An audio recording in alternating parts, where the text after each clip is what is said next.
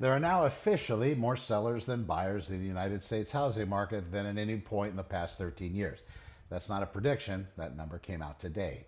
46% more sellers than buyers, the widest gap since they started tracking it. And in the middle of this, a man in Florida used ChatGPT to sell his home for $100,000 more than every agent he talked to said it was worth. If you're thinking about selling your home, this is the most important thing you need to understand right now. The industry isn't paying attention to you. I've been in this business 27 years. I've watched every cycle, every shift, every new thing that was supposed to change everything. And what just happened in the last 7 days is totally different. Compass, the brokerage, just merged with a company called Anywhere Real Estate. The company owns Coldwell Banker, Century 21, Sotheby's, and Cochran. So combined, they now have 340,000 agents. That's the largest residential brokerage in the world. The Zillow launched a new product called Zillow Preview.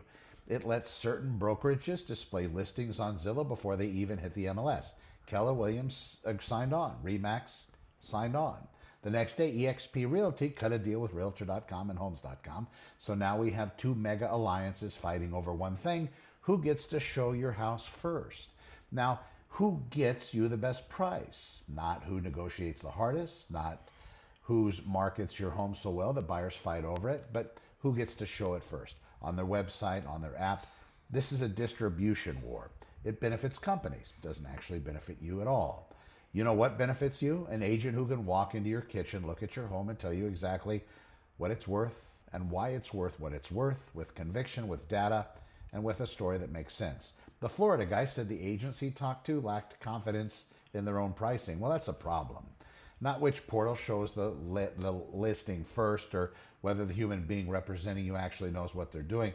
There are 46% more sellers than buyers right now. That means if you list your home, you're competing with every other seller on your street, in your neighborhood, and in your zip code. The agents who are going to win in this market are the ones who can differentiate your home, who can create demand, who can market it so well that buyers chose your house over the one down the block. The agents who are going to lose are the ones who stick a sign in the front yard, throw it in the MLS, and pray.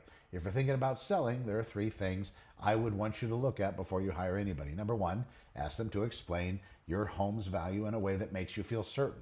Not some printout of three comps, a story, a narrative. And if they can't defend the price with conviction, well, neither will a buyer.